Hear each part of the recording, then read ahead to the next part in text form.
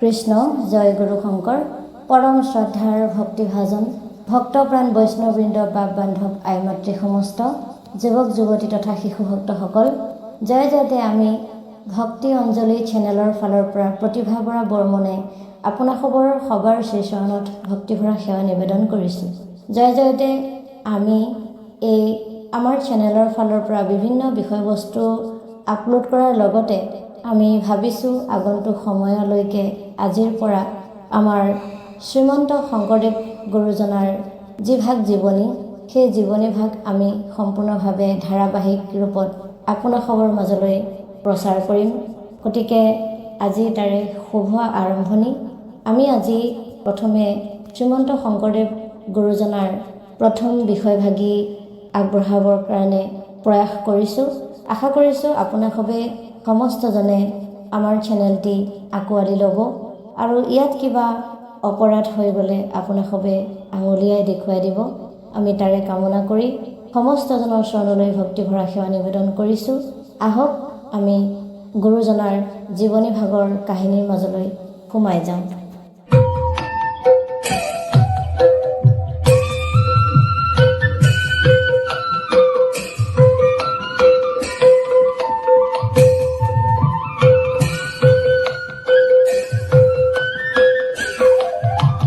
শ্ৰীমন্ত শংকৰ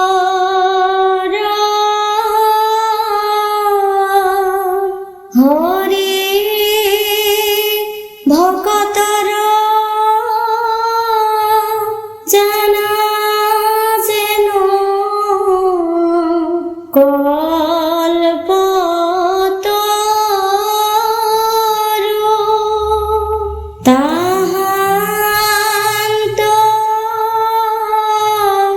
বিনাই নাই নাই নাই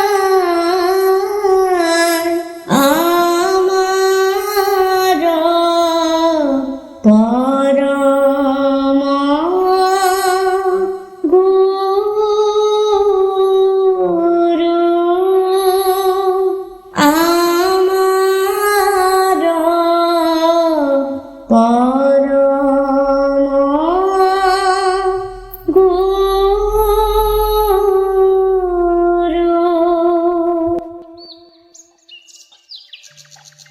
শ্ৰীমন্ত শংকৰদেৱৰ জীৱনী। পূৰ্বপুৰুষৰ পৰিচয়। অসমৰ সৰ্বকালৰ সৰ্বশ্ৰেষ্ঠ ব্যক্তিজন হৈছে শংকৰদেৱ। 1500 শতিকাত জন্মগ্ৰহণ কৰা এইজনাক গুণমুগ্ধ জনসাধাৰণে মহাপুৰুষ শ্ৰীমন্ত শ্ৰী শ্ৰী জগতগুৰু আদি অলংকাৰেৰে বিভূষিত কৰিছে। পূৰ্বপুৰুষৰ বংশ মতানৈক্য থাকিলেও গুৰুচৰিত পুথিৰ মতে বিখ্যাত 12 ভূঞাসকলৰ শিৰোমণি ভূঞা চণ্ডীবৰ পৰিয়ালৰ লোক আছিল। আদিপুৰুষ হিচাপে শংকৰদেৱৰ বংশত প্ৰেম পূৰ্ণানন্দ গিৰি। প্ৰথম অৱস্থাত তেওঁৰ কোনো সন্তান হোৱা নাছিল। সন্তান কামনা কৰি শ্ৰীকৃষ্ণক উপাসনা কৰিলে। অৱশেষত তেওঁ এটি পুত্ৰ সন্তান লাভ কৰিলে। কৃষ্ণক উপাসনা কৰি লাভ কৰাৰ কাৰণে সন্তানটিৰ নাম ৰাখিলে কৃষ্ণগিৰি। ইয়াৰ পিছত কেইবা পুৰুষলৈকে এটি সন্তানতকৈ অধিক হোৱা নাছিল। কৃষ্ণগিৰিৰ পুত্ৰৰ নাম আছিল সুবৰ্ণগিৰি। সুবৰ্ণগিৰিৰ পুতেক হ'ল গন্ধৰ্বগিৰি। গন্ধৰ্বগিৰিৰ পুতেক হ'ল ৰামগিৰি। ৰামগিৰিৰ পুত্ৰ হ'ল হেমগিৰি। হেমগিৰিৰ পুতেকৰ নাম হৰিবৰগিৰি। হৰিবৰগিৰিয়ে বিয়া পতা কিছু বছৰলৈ সন্তান হোৱা নাছিল। পুত্ৰ লাভৰ কাৰণে ভগৱান শ্ৰীকৃষ্ণক পূজা অৰ্চনা কৰিলে। সঁচাকৈয়ে এদিন এটি সন্তানৰ মুখ দেখিলে। পিছত দুৰ্ভাগ্যবশতঃ সন্তানটি পুত্ৰ নহৈ কন্যাহে হ'ল। কৃষ্ণক সাধনা কৰি পোৱা কাৰণে কন্যাটিৰ নাম ৰাখিলে কৃষ্ণকান্তি। কৃষ্ণকান্তি ডাঙৰ হৈ ঘৰতে আছিল, কলৈকো বিয়া হোৱা নাছিল। এনেতে অলৌকিকভাৱে স্বপ্নত সদাশিৱৰ ঔৰসত কৃষ্ণকান্তি মাতৃসম্ভৱা হ'ল। এই কথা প্ৰকাশ পোৱাত সকলোৱে নানা কথা বতৰা কৰিলে। তেতিয়া সদাশিৱই সপোনৰ যোগে সকলো মানুহক সন্তানটি তেওঁৰ গৰ্ভধানৰ কথা কৈ শান্ত কৰালে। এদিন সন্তানটি জন্ম হলত নাম ৰাখিলে লণ্ডাবৰ। লণ্ডাবৰ ডাঙৰ হৈ লগৰীয়াৰ লগত গৰু চৰাব পৰা হ'ল। এদিন গৰু চৰাই থাকোঁতে লগৰীয়াবিলাকে লণ্ডাবৰক বাপেক নাই বুলি হাঁহিলে। তেতিয়া লণ্ডাবৰে মনত বৰ বেজাৰ পালে আৰু লগৰীয়াহঁতৰ পৰা আঁতৰি গৈ মনে মনে বহি থাকিল। সেই সময়তে সদাশিৱ আৱিৰ্ভাৱ হৈ লণ্ডাবৰক হাতত ধৰি লগৰীয়াহঁতৰ ওচৰলৈ আনি ক'লে, লণ্ডাবৰৰ পিতৃ মই, তোমালোকে আজিৰ পৰা এওঁক নাহাঁহিবা, হাঁহিলে তোমালোকৰ বেয়া হ'ব। এই কথাত ল'ৰাহঁত আচৰিত হৈ গাঁৱত আহি সকলো কথা কোৱাত ৰাইজে আচৰিত মানিলে। তেতিয়াৰ পৰা লণ্ডাবৰক সকলোৱে লণ্ডাদেৱ বুলি মাতিব ধৰিলে। লণ্ডাদেৱে চণ্ডী অৰ্থাৎ দুৰ্গা দেৱীক সাধনা কৰিছিল। বিয়াৰ কিছু বছৰৰ পিছত চণ্ডীক আৰাধনা কৰি এটি পুত্ৰ লাভ কৰাত সেই পুত্ৰৰ নাম ৰাখিলে চণ্ডীবৰ। 13 শতাব্দীত চণ্ডীবৰৰ জন্ম হৈছিল। সেই সময়ত ভাৰতবৰ্ষত মুছলমানৰ ৰাজত্ব চলিছিল। তেতিয়া মুছলমানবিলাকে হিন্দুৰ মাজত সোমাই হানিত তৰোৱাল আৰু কোৰাণ পুথি লৈ ইছলাম ধৰ্ম প্ৰচাৰ কৰিছিল। ফলত কান্যকুজ নগৰৰ হিন্দু ধৰ্মপৰায়ণ লোকে ঘৰ বাৰী এৰি হাবিয়ে বননিয়ে পলাই ফুৰিছিল। পলাই ফুৰা সকলৰ লগত লণ্ডাদেৱ আৰু পুতেক চণ্ডীবৰো আছিল। তেওঁলোকে নিৰাপদ ঠাই বিচাৰি বংগদেশৰ উত্তৰ অঞ্চলৰ পৌৰ নগৰত বাস কৰিলেহি। সেই সময়ত পৌৰ নগৰৰ ৰজা আছিল ধৰ্মনাৰায়ণ। ৰজাই লণ্ডাদেৱ আৰু চণ্ডীবৰৰ জ্ঞান বুদ্ধি দেখা পাই বৰ ভাল পাইছিল। সেইবাবে ৰজাই চণ্ডীবৰক দেৱান পাতিছিল। তেতিয়া চুবুৰীয়া কমতা ৰাজ্যৰ লগত পৌৰ ৰাজ্যৰ মিত্ৰভাৱ আছিল। কমতাৰ ৰাজ্যখন কিছু ডাঙৰ হোৱাত ৰজা দুৰ্লভ নাৰায়ণে শাসন কাৰ্য পৰিচালনা কৰাত সময়ে সময়ে অসুবিধাত পৰিছিল। ঠাই বিশেষে শাসনকৰ্তা পাতিবলৈ উপযুক্ত মানুহ পোৱা নাছিল। সেইকাৰণে ৰজা দুৰ্লভ নাৰায়ণে পৌৰ ৰজা ধৰ্মনাৰায়ণক 7জন ব্ৰাহ্মণ আৰু 7জন কায়স্থ মানুহ, গুণী জ্ঞানী, ধৰ্মপৰায়ণ আৰু সমাজকৰ্মী মানুহ পঠাবলৈ অনুৰোধ জনালে। ধৰ্মনাৰায়ণে মিত্ৰৰ অনুৰোধ ৰক্ষা কৰি কৃষ্ণ পণ্ডিত, ৰামবৰ, ৰঘুপতি, মথুৰা ধৰণ বৰণ নামৰ 7জন ব্ৰাহ্মণ আৰু চণ্ডীবৰ, হৰি, শ্ৰীহৰি, শ্ৰীধৰ, শ্ৰীপতি, সদানন্দ, চিদানন্দ নামৰ 7জন কায়স্থ মানুহ পঠাই দিলে। তেওঁলোকক কামৰূপৰ লেংগামাগুৰি নামৰ ঠাইত থাকিবলৈ দিয়ে। চণ্ডীবৰে ৰজাক মন্ত্ৰণা কাৰ্যত সহায় কৰিলে। তেওঁৰ কাৰ্যক্ষম দেখি বৰভূঞাৰ শিৰোমণি ভূঞা পাতিলে। সেই সময়ত পাহাৰীয়া জাতিবিলাকে উপদ্ৰৱ চলাইছিল। সেই পাহাৰীয়া বিলাকক চণ্ডীবৰে দমন কৰিবলৈ সক্ষম হৈছিল। কেতিয়াবা ভুল সিদ্ধান্তত ৰজাৰ আদেশো অমান্য কৰিছিল। ফলত ৰজা দুৰ্লভ নাৰায়ণৰ খং চণ্ডীবৰৰ ওপৰত উঠিছিল। তাতে চণ্ডীবৰে বছৰত এবাৰ হ'লেও পৌৰ ৰাজ্যলৈ গৈছিল। কাৰণ পৌৰ ৰজাই চণ্ডীবৰৰ ধৰ্মপৰায়ণ আৰু ন্যায়পৰায়ণ আচৰণত বৰ ভাল পাইছিল। পিছে কমতাৰ ৰজাই ভাবিলে যে কিবা কুচক্ৰান্তৰ কথা পাতি ৰাজ্যৰ অনিষ্ট সাধন কৰিব পাৰে বুলি খং উঠি চণ্ডীবৰক ধৰি আনি এবছৰ বন্দীশালত ৰাখিলে। এনেতে এদিন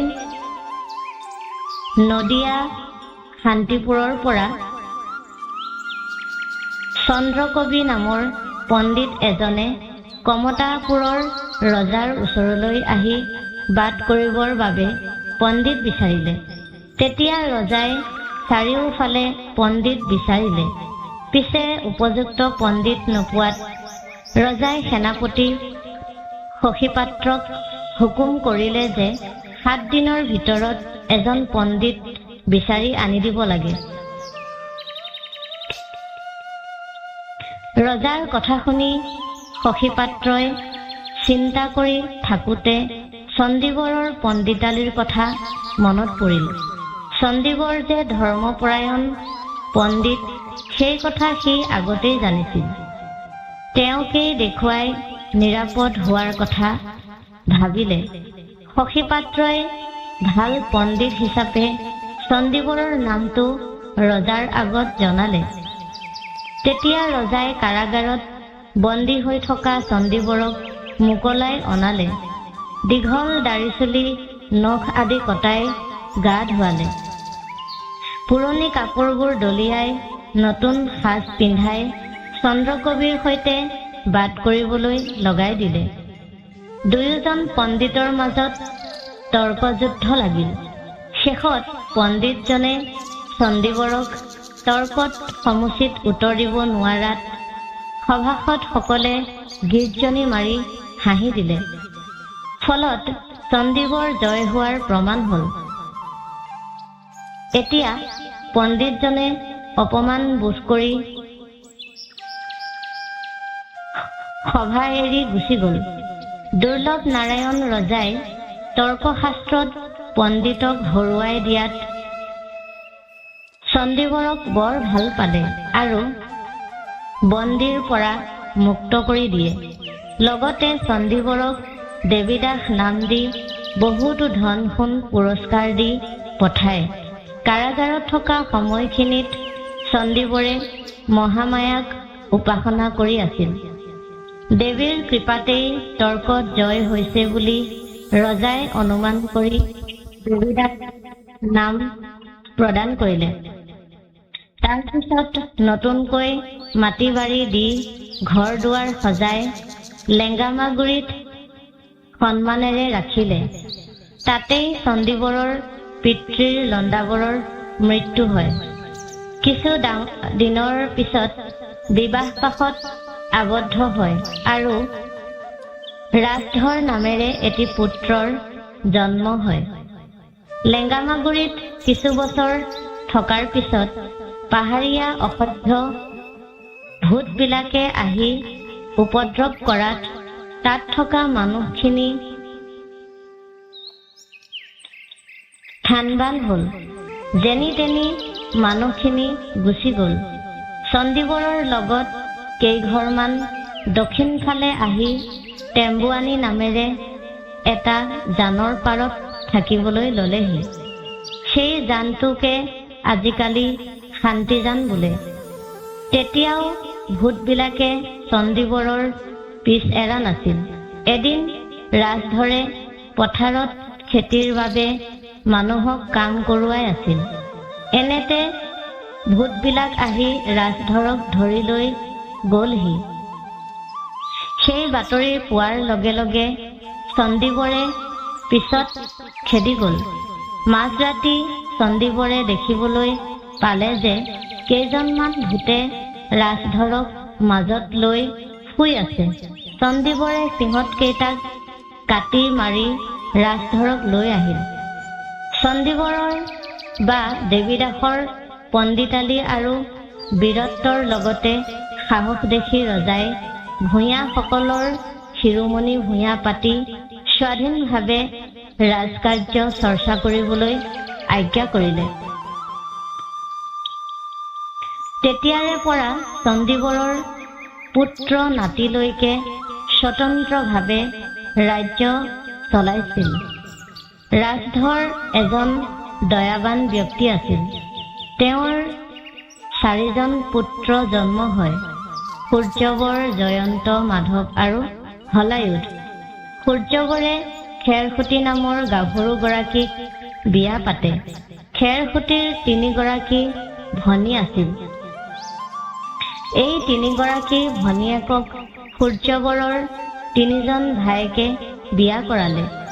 সূৰ্যবৰৰ এজন পুত্ৰ হয়, তেওঁৰ নাম কুসুম্বৰ। এই কুসুম্বৰেই জগতগুৰু বিখ্যাত শংকৰদেৱৰ জন্মদাতা। জয়ন্তৰ পুত্ৰ সদানন্দ, সদানন্দ পুত্ৰৰ ৰাম ৰায়। সূৰ্যবৰৰ 3য় ভাতৃ মাধৱৰ পুত্ৰৰ নাম ৰতিকান্ত আৰু জীয়েক মাধৱী দলৈ। ৰতিকান্তৰ পুত্ৰ হাতিয়া। সূৰ্যবৰৰ 4ৰ্থ ভাতৃ হলায়ুধৰ কোনো সন্তান নহল। কুসুম্বৰ ভূঞাই 2গৰাকী বিয়া কৰাইছিল। প্ৰথমগৰাকী সত্যসন্ধ্যা। সত্যসন্ধ্যাৰ বিয়াৰ কিছু বছৰলৈ সন্তান হোৱা নাছিল। সেইকাৰণে কুসুম্বৰে পুত্ৰ কামনা কৰি 2য়গৰাকী অনুধূতিক বিয়া কৰায়। অনুধূতিৰ গৰ্ভত বনগয়াৰ জন্ম হয়। কিন্তু কেইদিনমানৰ আগতেই সত্যসন্ধ্যায়ো এটি পুত্ৰ সন্তানৰ জন্ম দিয়ে। তেওঁৱেই শ্ৰী শ্ৰী শংকৰদেৱ। শংকৰদেৱৰ কুলক্ৰমৰ তালিকা এখন দিয়া হ'ল: প্ৰেম পূৰ্ণানন্দগিৰি, কৃষ্ণগিৰি, সুবৰ্ণগিৰি, গন্ধৰ্বগিৰি, ৰামগিৰি, হেমগিৰি, হৰিবৰগিৰি, কৃষ্ণকান্তি কন্যা, লণ্ডাদেৱ বা লণ্ডাবৰ, চণ্ডীবৰ বা দেৱীদাস, ৰাজধৰ, সূৰ্যবৰ, ভাৰ্যা খেৰসুতি, জয়ন্ত, মাধৱ, হলায়ুধ, কুসুম্বৰ, ভাৰ্যা 2গৰাকী সত্যসন্ধ্যা, অনুধূতি, সদানন্দ, ৰতিকান্ত, ৰাম ৰায়, হাতিয়া, শংকৰদেৱ, বনগয়া।